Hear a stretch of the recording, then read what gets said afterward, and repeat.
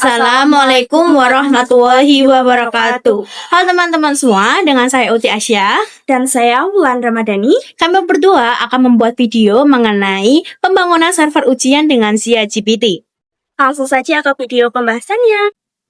Pertama, penjelasan singkat tentang ChatGPT. Jadi, ChatGPT adalah sebuah aplikasi ujian online yang dikembangkan oleh Ahmad Lutfi. Di sini, jika kalian ingin mengunduh source code-nya ataupun membaca tentang ChatGPT lebih lanjut, kalian dapat pergi ke website dari ahmadlutfi.wordpress.com. Di sini sudah terdapat beberapa penjelasannya seperti apa saja soal yang didukung dan banyak lagi. Ia dikembangkan menggunakan framework code editor. 2. Cara install ChatGPT. Sekarang kita akan mencoba untuk menginstal ChatGPT. Untuk langkah pertama, kita bisa upload file ChatGPT ke A-Panel. Untuk filenya, teman-teman bisa cek pada description box dan akan saya cantumkan link drive untuk aplikasi tersebut.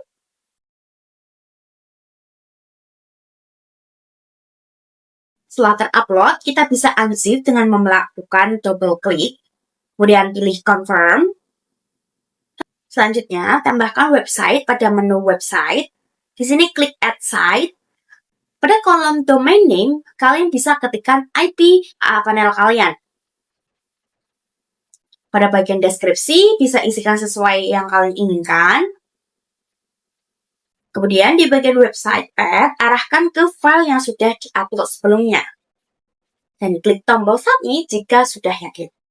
Selanjutnya ke menu database untuk membuat database-nya. Untuk DB name, username, dan password, teman-teman bisa sesuaikan saja ya.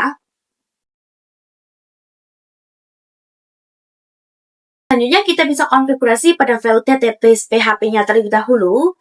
Sini teman-teman dapat perhatikan dengan baik. Kita pergi ke menu file, lalu pilih folder aplikasi ChatGPT-nya, pilih application, lalu pilih config, dan pilih database.php.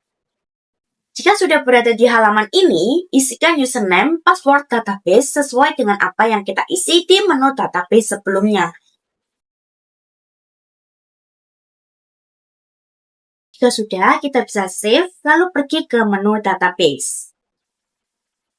Pilih phpMyAdmin, lalu masuk ke database tadi.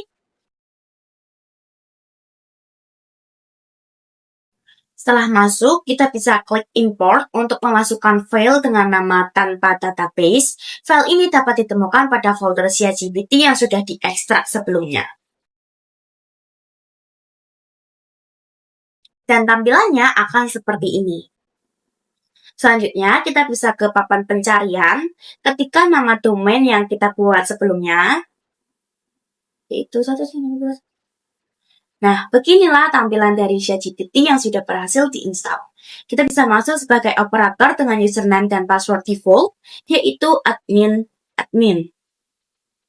Nah, di sini kita telah masuk pada ChatGPT-nya. Mengenai penjelasan menu-menu yang ada di ChatGPT akan dijelaskan oleh teman saya. 3. Fitur ChatGPT. Selanjutnya kita bahas mengenai fitur ChatGPT. Untuk yang pertama itu ada menu data modul yang digunakan untuk mengelola soal yang akan digunakan pada ujian. Yang kedua ada data peserta digunakan untuk mengelola hal yang berkaitan dengan peserta ujian. Yang ketiga itu ada data tes yang digunakan untuk mengelola semua tes ataupun ujian yang dilaksanakan. Selanjutnya itu menu laporan yang digunakan jika kita membutuhkan suatu laporan hasil mengenai pengerjaan ujian, mata pelajaran tertentu, ataupun suatu kelas. Selanjutnya adalah menu tool.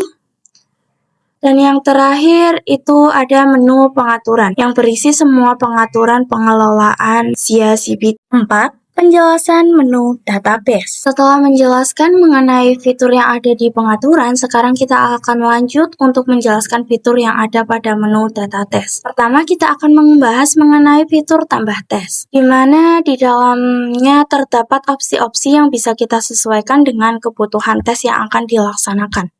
Berikutnya, yang kedua ada menu daftar tes yang digunakan untuk menampilkan semua tes yang sudah kita buat. Selain itu, kita juga dapat mengubah ataupun menghapus tes yang kita buat. Selanjutnya ada evaluasi tes. yang digunakan untuk mengevaluasi jawaban dengan tipe soal esai. Yang keempat adalah hasil tes, di mana nantinya akan menampilkan secara real time sesuai dengan jawaban yang sudah dipilih oleh peserta. Pada halaman ini, tes dapat dihapus, dihentikan secara paksa, dan juga menambah waktu sesuai dengan kondisi tes. Dan juga kita dapat memfilter hasil tesnya. Bisa diurutkan dari nilai yang tertinggi atau nilai terendah. Dan yang terakhir adalah menu token, di mana kita bisa membuat secara manual yang akan digunakan sebagai kunci dan juga akan digunakan oleh peserta untuk memulai tes. Dan ketika kita membuat token secara manual, kita dapat menentukan apakah token tersebut hanya digunakan untuk tes tertentu ataupun semua tes. Selain itu, kita juga bisa mengenerate token, maka nantinya token akan terbuat secara otomatis. Di sini token yang telah dibuat akan muncul di daftar ini ya. 5. Penjelasan menu pengaturan. Pertama, di sini terdapat pengaturan SIA CPT yang digunakan untuk mengatur identitas dari penggunaan SIA CPT. Langsung saja kita coba untuk mengubah pengaturannya. Pada bagian nama, kalian bisa sesuaikan dengan nama sekolah atau organisasi yang akan digunakan. Untuk keterangannya juga bisa disesuaikan dengan apa yang kalian inginkan.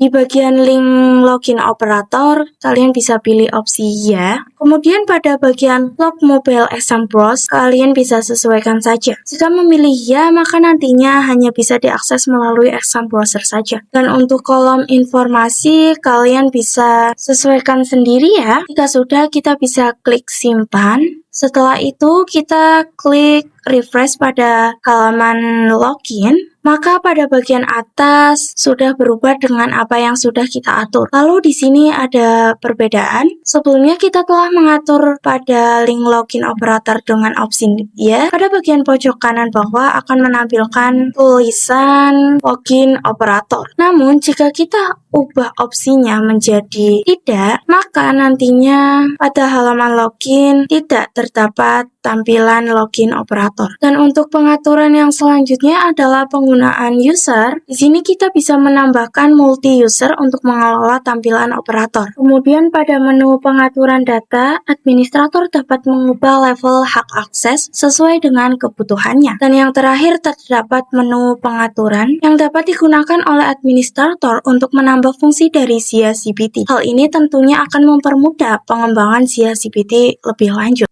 Sekian penjelasan dari kami. Terima kasih sudah menonton hingga akhir. Wassalamualaikum warahmatullahi wabarakatuh.